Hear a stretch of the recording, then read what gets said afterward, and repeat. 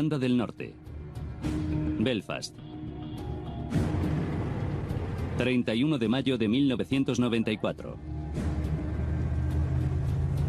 El ejército británico estaba en alerta ante la campaña terrorista que estaba llevando a cabo el IRA.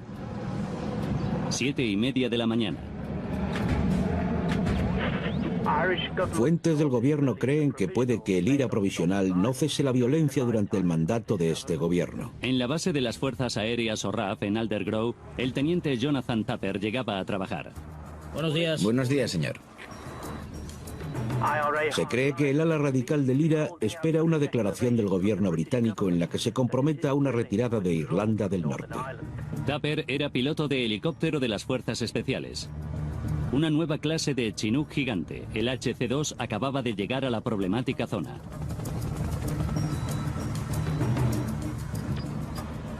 La identidad del grupo responsable de colocar un coche bomba ayer en Tempo, en el condado de Fermanagh, sigue siendo un misterio. Pero la Real Policía del Ulster cree que la bomba que explotó delante de la comisaría de policía tiene el sello del IRA provisional. Tras 14 años de servicio en la Real Fuerza Aérea, el Chinook había sido ampliamente reequipado. Un nuevo sistema de control informatizado hacía que el pilotaje del helicóptero fuera mucho más sencillo para los pilotos. Habían pasado unos meses desde que Tupper había realizado su formación con el nuevo helicóptero y tenía ganas de volverse a familiarizar con él. ¿Qué tal? Muy bien, señor. Todos los formularios están cumplimentados. Genial. Gracias. De nada, señor. Tupper tenía orden de pilotar el nuevo Chinook 2 días después. Pero con el alto nivel de actividad terrorista, su misión seguía siendo clasificada. Hola, papá. Hola, soy John. ¿Qué tal? Ese mismo día, Tupper expresaba en una llamada que hizo a su padre su preocupación por el nuevo helicóptero. Tiene unos cuantos problemas, en mi opinión. Hay un par de cosas que no me convencen, pero ya veremos. He solicitado uno de los antiguos Chinooks, pero me han dicho que no. No es posible. ...2 de junio de 1994... 9 de la mañana y 45 minutos... Aquí Foxtrot, 4 Juliet 40. ¿Está despejado para despegar y rodar a punto de salida? Aquí Foxtrot 4 Juliet 40. Está despejado para despegar y rodar a punto de salida. ¿Despejado para despegar? Despejado para despegar. Tupper despegaba en el nuevo Chinook para la primera misión del día. Pilotando el Zulu Delta 576 estaba el teniente de vuelo Richard Cook.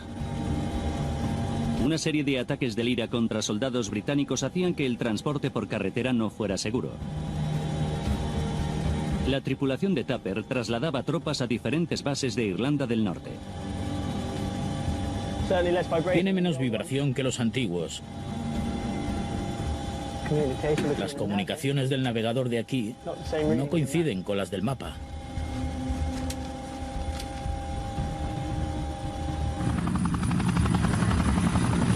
15 horas y 20 minutos. Tras una serie de vuelos cortos, el Chinook volvía a la base de Aldergrove.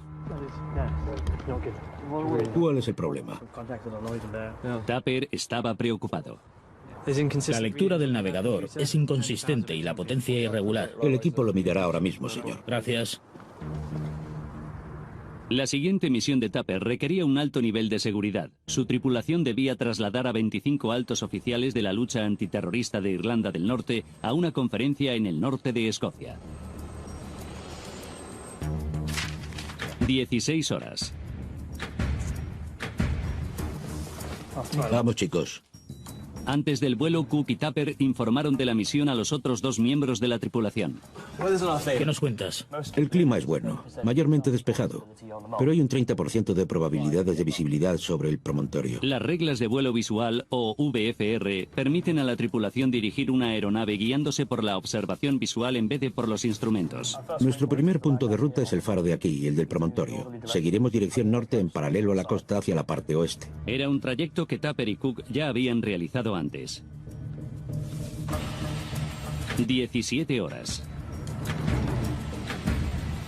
Señor. Debido a la amenaza de ataque terrorista, los pasajeros tenían que identificar su equipaje. Señor. Entre los expertos en inteligencia del vuelo estaba el jefe adjunto de la policía de Irlanda del Norte, Brian Fitzsimmons, famoso por planificar y organizar operaciones de éxito contra el IRA. La lista de pasajeros era tan confidencial que se destruyó al despegar.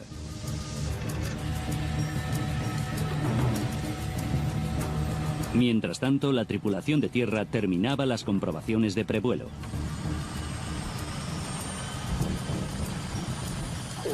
Aquí Foxtrot 4 Juliet 40. Está despejado para despegar y salir de Fort George.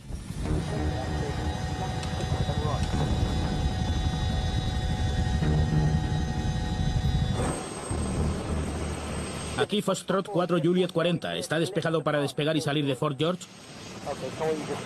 ¿Todo despejado para despegue? Despejado para despegue.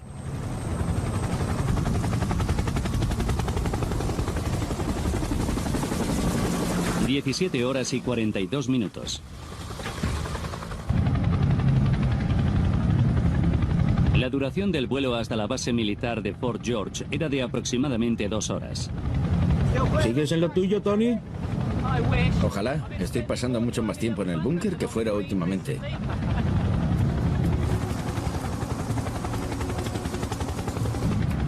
Norte-noreste.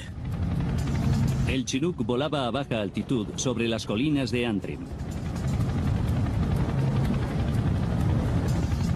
Durante el viaje, la tripulación contactaba por radio con la base aérea de Kinloss, en Escocia. Aldergrove. Aquí Foxtrot 4 Juliet 40 por la costa cambiando a baja frecuencia. Foxtrot 4 Juliet 40, repita. Aldergrove. Aquí Foxtrot 4 Juliet 40 por la costa cambiando a baja frecuencia. Foxtrot 4 Juliet 40, recibido. 17 horas y 50 minutos. Zulu Delta 576 llegaba al estrecho de Moy, una zona marítima entre Irlanda del Norte y Escocia. Estaban a 78 kilómetros de su primer punto de ruta, el faro del promontorio de Cantair, la pedregosa punta más meridional de la península de Cantair.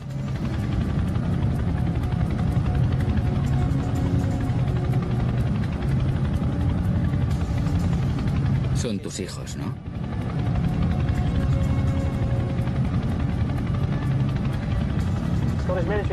Buenas tardes, aquí Foxtrot 4 Juliet 40. El Chinook entraba en espacio aéreo escocés. 17 horas y 55 minutos. En su embarcación, Mark Holbrook oyó el sonido de un enorme helicóptero a baja altitud.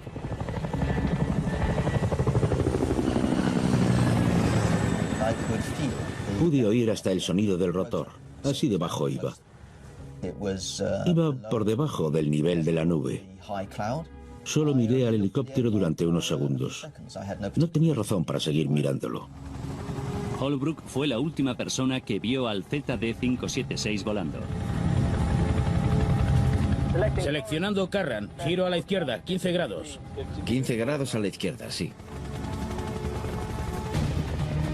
17 horas y 59 minutos.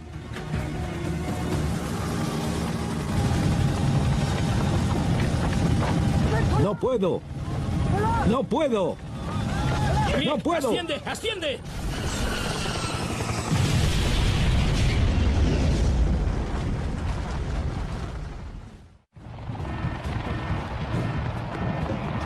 Base aérea de Kinloss, cerca de Inverness, norte de Escocia.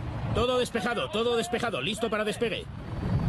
El equipo de rescate de montaña de Dave Woolley recibía una llamada urgente. Nos dijeron que era un helicóptero militar grande, un Chinook.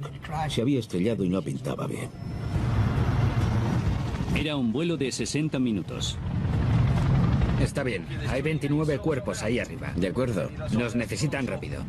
Aterrizar cerca del lugar del accidente era imposible. La bruma estaba muy baja. Solo podíamos ver el mar y una parte del faro solamente. Será un desastre. Chicos, no podemos aterrizar en el lugar del accidente. La única opción segura era el helipuerto del faro. Había un poco de viento y el mar estaba agitado, muy agitado. Había una visibilidad muy baja, pero se podía oler el avión. Sabíamos que el avión no solo se había estrellado, sino que estaba ardiendo. Llevando solo equipo de primeros auxilios, el equipo de rescate se dirigía al lugar del accidente, a 300 metros del promontorio de Cantair. Tardamos 20 minutos en llegar, y cuanto más nos acercábamos, más escombros veíamos.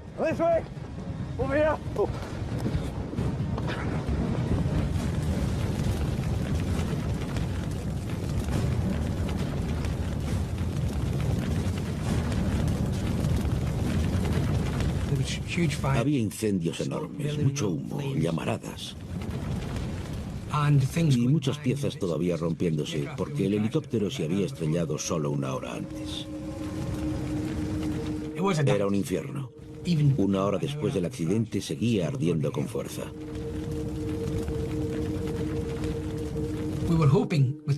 Esperábamos que con 29 personas a bordo y siendo un helicóptero grande, hubiera algunos supervivientes.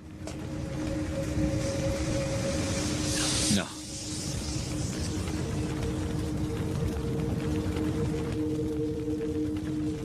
Pero cuando encontramos los primeros cuerpos, supimos que nadie había podido sobrevivir. Debió impactar con la colina a gran velocidad.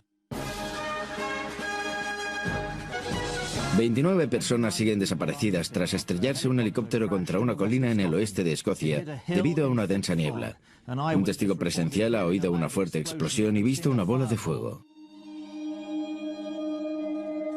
Las 29 personas que iban a bordo murieron, incluido el equipo de alto rango de las fuerzas de seguridad y una de las tripulaciones con más experiencia de la Real Fuerza Aérea, entre ellos los tenientes de vuelo Rick Cook y Jonathan Tupper.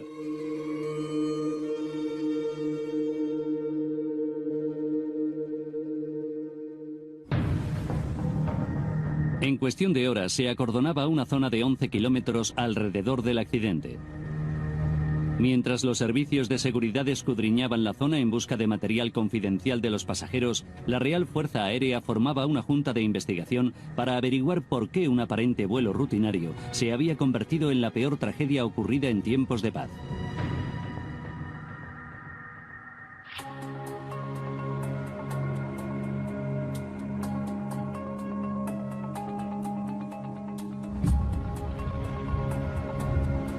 Tony Cable fue el responsable de la investigación de la Junta de Investigación de Accidentes Aéreos, el organismo civil al que se le asignó la investigación del accidente.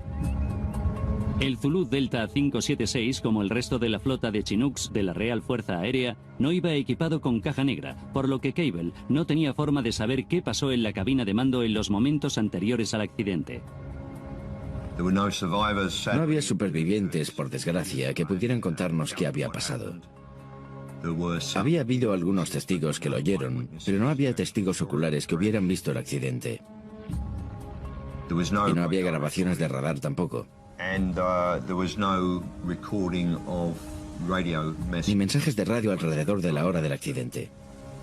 Así que teníamos pocas pruebas con las que trabajar aparte del lugar del accidente y del examen de los restos.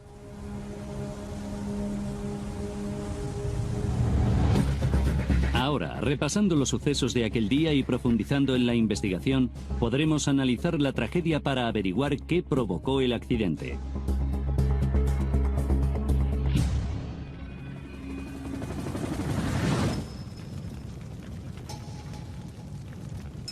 A las 24 horas, Tony Cable caminaba por el lugar del accidente, intentando comprender los últimos movimientos del helicóptero.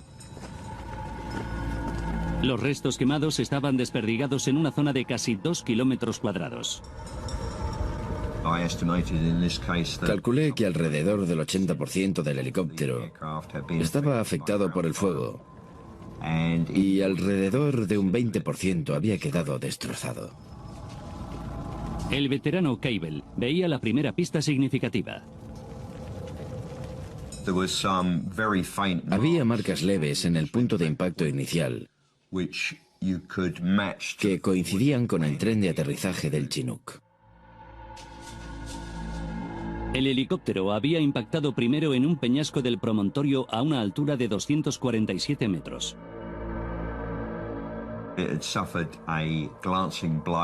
Había sufrido un golpe oblicuo de un peñasco que no le había ocasionado muchos daños y había seguido volando casi 200 metros antes de que la parte principal de la aeronave impactara fuertemente a más altura de la colina y se rompiera en 2 o 3 partes. La ausencia de marcas de las aspas del motor alrededor del punto de impacto daba a Cable una idea de la posición del Chinook.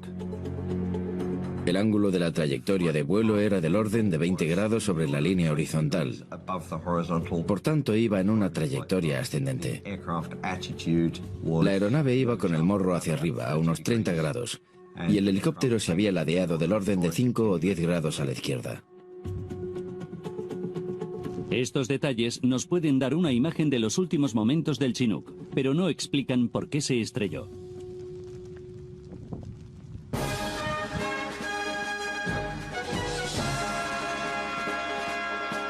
Con tantos miembros de alto rango de las fuerzas de seguridad, se tiene que tener en cuenta un posible sabotaje en la investigación del accidente. Inmediatamente después del accidente se sospechó de una posible implicación del IRA. 2 meses antes, un helicóptero Lynx de la RAF había sido derribado en Irlanda del Norte.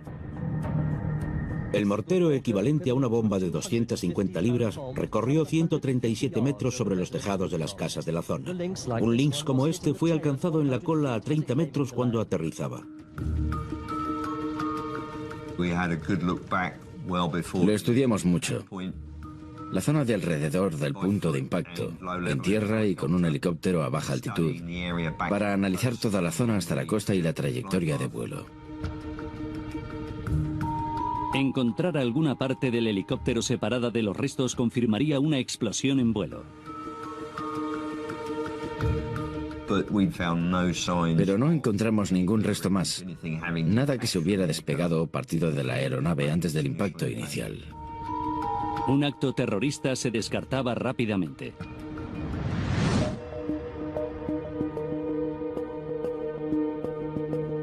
Eso dejaba a Cable con solo 2 posibilidades: fallo mecánico o error del piloto.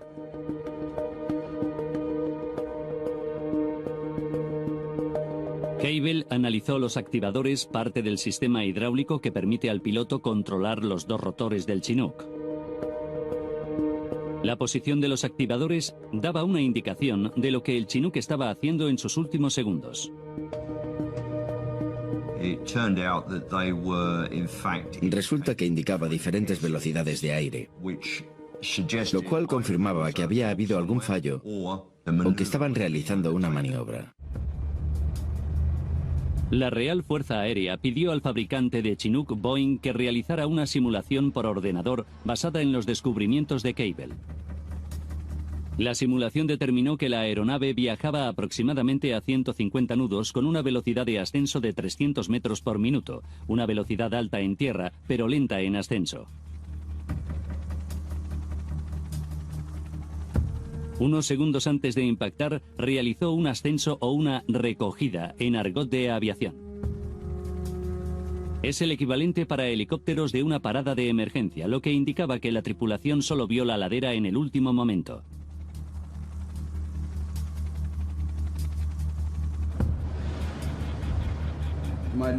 Señores, he seguido de cerca varias investigaciones que se han realizado para determinar la causa de este trágico accidente y...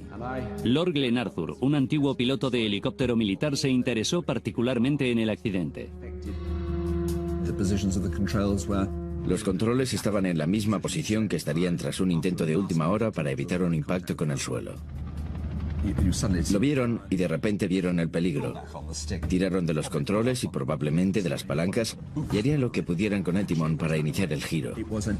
Fue una reacción instintiva en un momento muy dramático que no se esperaban.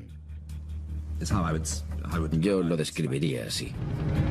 La Junta concluía que con esta acción evasiva se indicaba que los pilotos tuvieron el control de la aeronave hasta unos segundos antes de la colisión.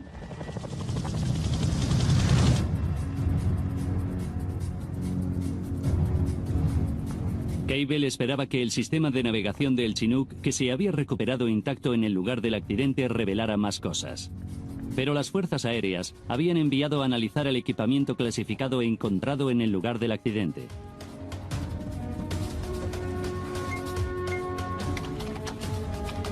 El dispositivo revelaba que aproximadamente 18 segundos antes del impacto la altitud del Chinook era de entre 120 y 150 metros.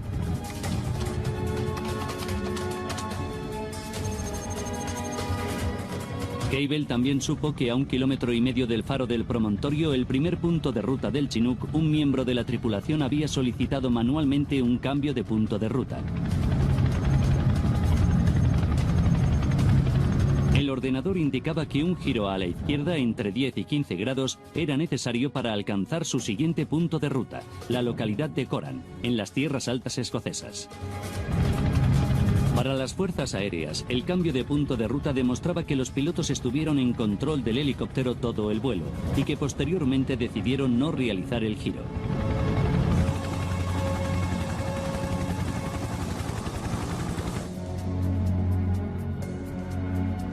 Mientras Cable seguía analizando los restos en busca de pistas, la Junta de Investigación de las Fuerzas Aéreas se centraba en los pilotos.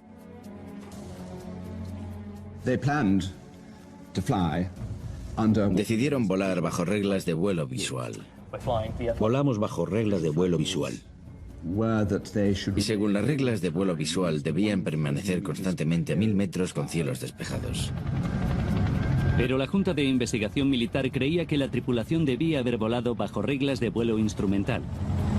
Basándose en los pronósticos de climatología y en los informes de testigos del promontorio, la Junta creía que cuando el Chinook se aproximaba a la costa, los cielos despejados dieron paso a niebla y bruma.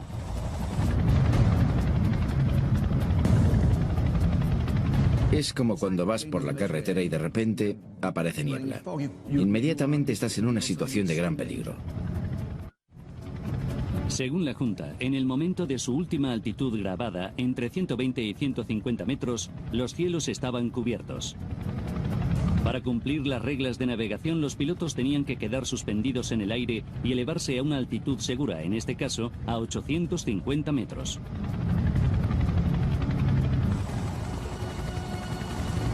El helicóptero se estrelló a poco más de 240 metros. Estaban a 600 metros por debajo de la altitud que debían tener en esas condiciones meteorológicas, una meteorología adversa. La Junta de Investigación de la RAF determinaba que la tripulación decidió ignorar el cambio de punto de ruta y volar sobre el promontorio, pero a una velocidad de elevación incorrecta, para poder evitar la ladera.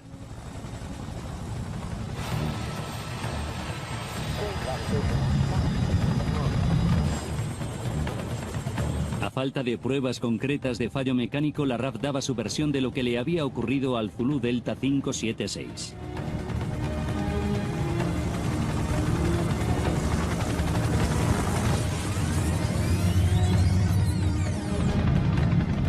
Ejército escocés, buenas tardes. Aquí F4J40. 4 minutos para el desastre. Jonathan Tupper contactaba con control de tráfico aéreo del ejército escocés. 23 segundos para el desastre. Con el faro a 1,5 kilómetros de distancia, un miembro de la tripulación solicitaba coordenadas del siguiente punto de ruta de su vuelo.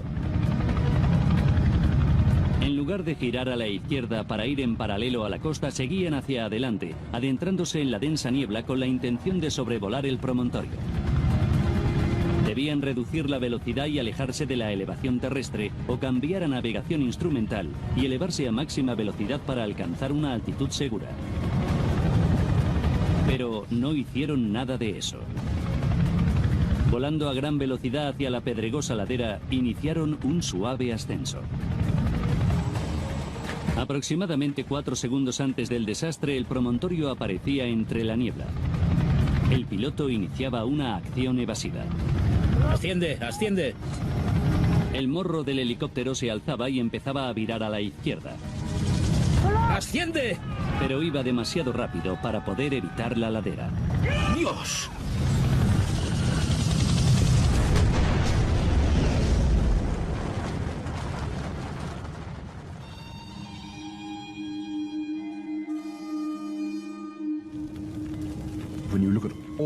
Cuando se analiza toda la información, hay que ser muy atrevido y valiente para decir: lo siento, no encuentro otra razón. No es agradable para mí tener que anunciar que no cumplieron su deber de diligencia y, por tanto, me temo que fueron terriblemente negligentes. Para la jerarquía de la RAF, el caso estaba cerrado. Estamos aquí reunidos porque sentimos mucho lo que sucedió aquí hace 12 meses. Pero las familias y conocidos de los pilotos se negaban a aceptar las conclusiones de la investigación de la Junta.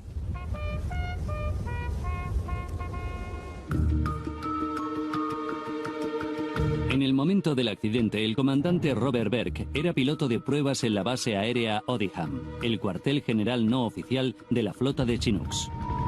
Berg conocía tanto a Tupper como a Cook. No estaba de acuerdo con la conclusión de la RAF de que estos experimentados pilotos se habían dirigido a la elevación en unas condiciones climatológicas adversas. Elevarse así en terrenos altos es lo último que un piloto con experiencia suele hacer. A no ser que los dos se volvieran locos en ese momento. Y no eran ese tipo de pilotos. Eran sensatos y rigurosos. Berg impugnó el veredicto de error de piloto. Creía que pudo tratarse de un fallo mecánico. La selección del siguiente punto de ruta, el giro, es una indicación de que hasta ese momento el helicóptero estaba bajo control. Pero no da ninguna indicación de lo que le pudo pasar al helicóptero después. Las familias de los pilotos argumentaban que era posible que la tripulación pudiera ver el faro en el momento del cambio del punto de ruta, lo cual les permitía continuar de forma legítima bajo las reglas de vuelo visual y sembraba dudas sobre la aseveración de la RAF de que el promontorio estaba envuelto en niebla.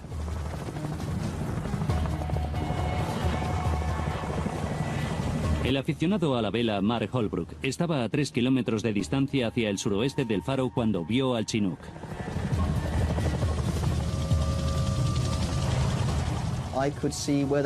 Pude ver la nube, y yo no estaba en esa nube. No había niebla donde yo estaba, ni donde vi el helicóptero. Según Holbrook, la niebla de la nube y de la colina se extendía de la base del faro a 76 metros sobre el nivel del mar hacia la cima del promontorio.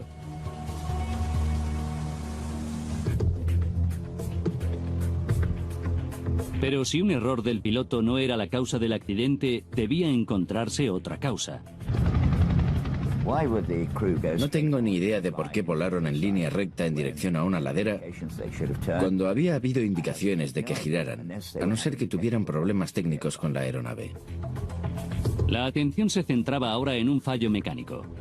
Según Cable, podía haber pistas en el nuevo sistema informático que controlaba los motores del Chinook, el FADEC, o control completo digital del motor.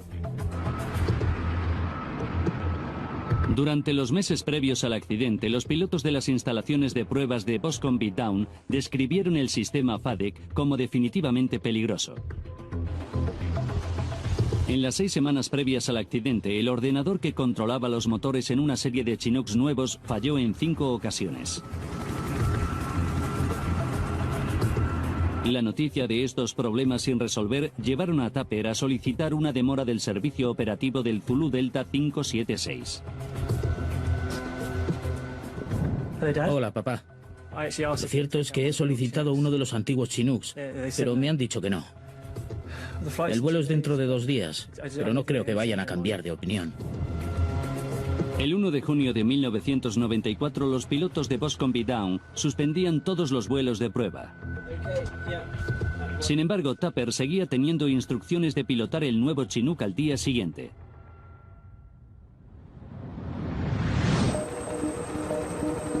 Cable averiguó qué parte del sistema FADEC del nuevo Chinook, las unidades de control electrónico digital, habían sido sustituidas 2 veces la semana antes del accidente por problemas con el motor.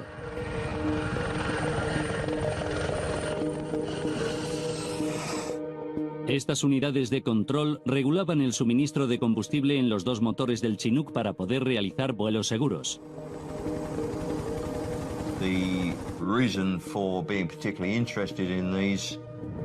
Me interesó particularmente esto porque cada uno contenía una memoria, lo que en principio podía darnos una indicación de la potencia que tenía cada motor en el momento del impacto. Durante su investigación en el lugar del accidente, Tony Cable había encontrado estas unidades de control. Una estaba en bastante buenas condiciones. Tenía algunos daños por el impacto, pero no estaba quemada. La otra sí se había quemado y tenía los circuitos chamuscados. Cable envió la unidad de control del motor al fabricante Textron Lycoming para que fuera analizada. Encontraron algunos códigos erróneos en la segunda memoria de Q. Desgraciadamente, en la memoria no queda grabado cuando se produce un error en concreto, así que no fue posible determinar si se habían producido en la parte final del vuelo. El código de error, conocido técnicamente error E5, fue considerado por los fabricantes como normal. De hecho, era un error que habían visto con anterioridad.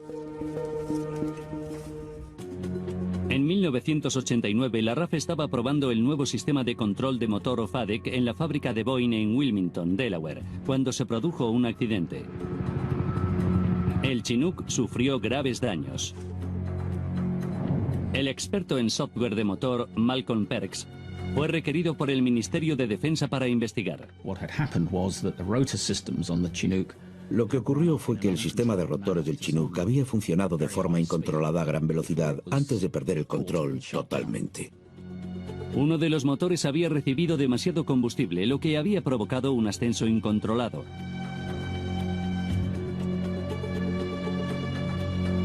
Un fallo de software en el sistema FADEC que produjo un error E5 fue la causa del accidente de Wilmington.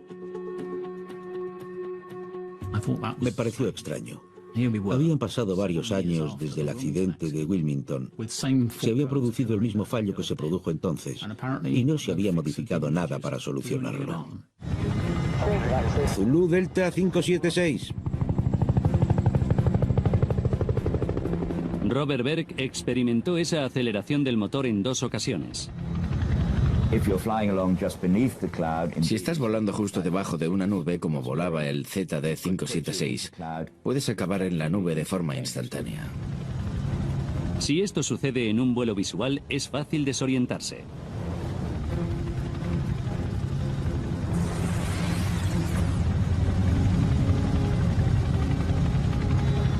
Ejército escocés, buenas tardes. Aquí F4J40. En este escenario alternativo, el Chinook se aproximaba al promontorio cuando los pilotos vieron la espesa niebla. Está un poco turbio. Vamos a elevarnos. 23 segundos para el desastre. Un miembro de la tripulación seleccionaba el cambio de ruta. Seleccionando Coran, giro de 15 grados a la izquierda aproximadamente. 15 grados, sí. El ordenador de navegación indicaba al piloto que girara a la izquierda. De repente se producía un fallo del FADEC. Uno de los motores del Chinook se aceleraba.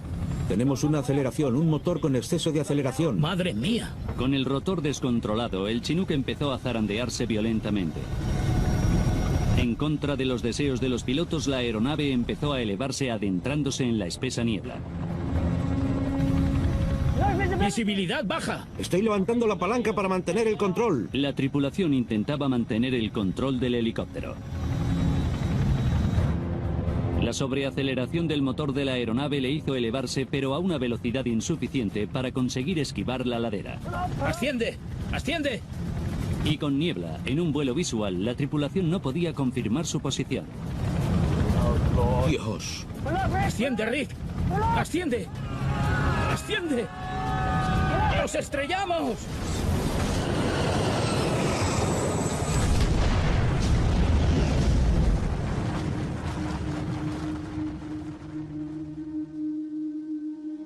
Según la RAF, la tripulación mantuvo el control del helicóptero desde el cambio de punto de ruta hasta la colisión.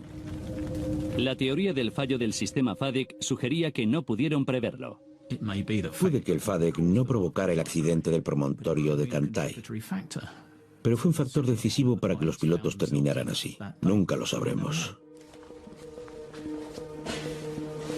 No obstante, un fallo del FADEC no era la única posibilidad. Tony Cable cree que también pudo ser por un atasco de los controles de vuelo de los pilotos. Recuperó del lugar del accidente lo que se conoce como superficie de control de vuelo, una pequeña unidad que suele estar detrás del asiento del piloto. Hay barras y cables desde los controles del piloto que atraviesan esta parte hasta llegar a los rotores. Analizando los datos del helicóptero, Cable descubrió que 3 semanas antes del accidente, unas piezas de dicha superficie se habían desprendido. El desprendimiento del soporte no era demasiado importante, pero era una zona tan reducida que me parecía bastante probable que hubiera podido atascar uno o más controles, y los pilotos habrían sido incapaces de mover los controles por eso. No es una buena situación para un sistema de control de vuelo. Cable examinó la superficie de control de vuelo que había recuperado. Algunos de los componentes, más bien bastantes, se habían desprendido. Pero de nuevo, no había pruebas concluyentes. No parecía que hubiera forma de determinar si se habían desprendido por la fuerza del impacto o fue algo anterior al impacto que causó un problema de control. Pero las pruebas del panel de control junto con las otras pruebas físicas del lugar del accidente indicaban que los controles podían haberse atascado. Según Cable, el pedal del timón izquierdo había sido presionado en 3/4 partes antes del impacto. La RAF consideró esto como una prueba que demostraba que se habían tomado medidas de evasión. Pero Robert Berg no estaba de acuerdo. Es un gran uso del timón izquierdo incluso en extremas circunstancias, cuando vuelas a máxima velocidad. Es algo que nunca se hace, a menos que haya un problema con la aeronave. En vez de generar elevación, bajar el pedal del timón había hecho rotar al helicóptero sobre su eje, una maniobra muy inusual a altas velocidades.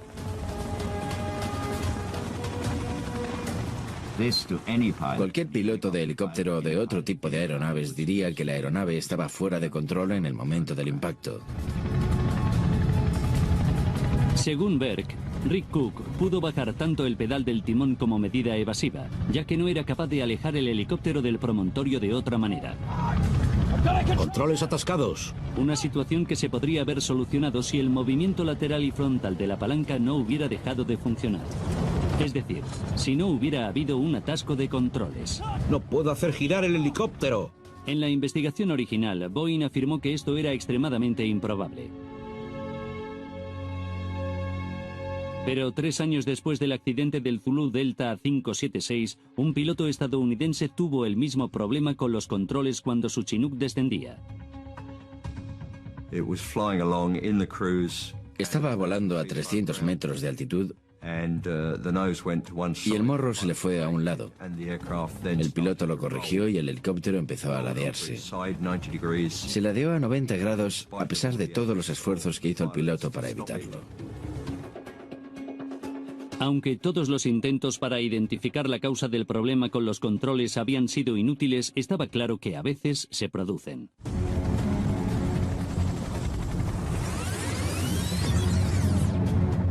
Ejército escocés, buenas tardes. Aquí F4J40. En este tercer escenario en que un atasco de controles habría sido la causa del accidente, la tripulación habría seguido su trayectoria de vuelo y podría ver el faro, su primer punto de ruta. Está un poco turbio. Vamos a elevarnos. 23 segundos para el desastre. Solicitaban las coordenadas de su siguiente punto de ruta. Seleccionando Corán, giro a la izquierda 15 grados. 15 grados a la izquierda, sí. El navegador les indicaba girar a la izquierda para alejarse del promontorio. Pero al intentar virar aparecía un problema con los controles.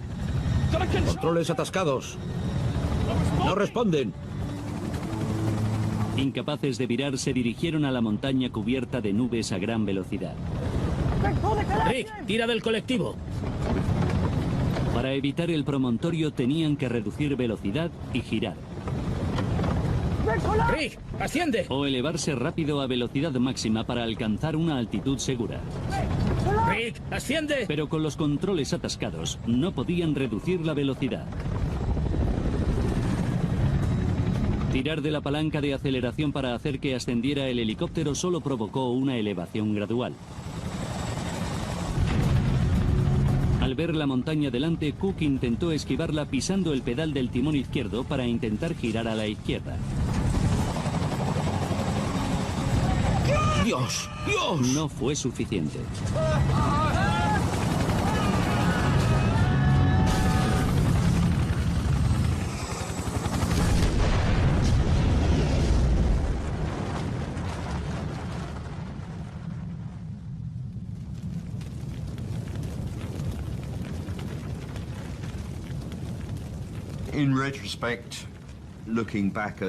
En el informe de la Junta de Investigación,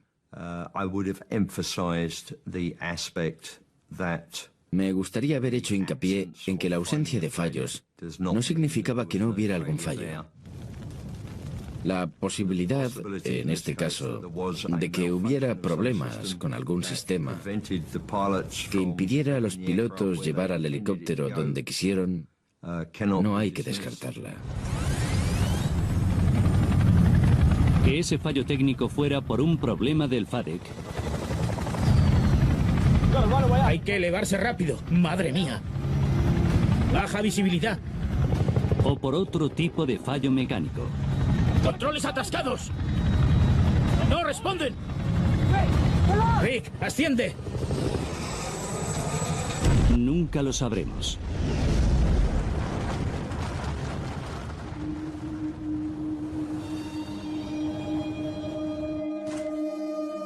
En 2001, un comité de la Cámara de los Lores recomendó exonerar la negligencia de los pilotos como causa del accidente, basándose en que dicho veredicto solo podía aplicarse cuando no hay ningún género de duda al respecto. 10 años después, en 2011, el Ministerio de Defensa descartaba el veredicto de negligencia de los pilotos. La causa del accidente fue oficialmente modificada a desconocida.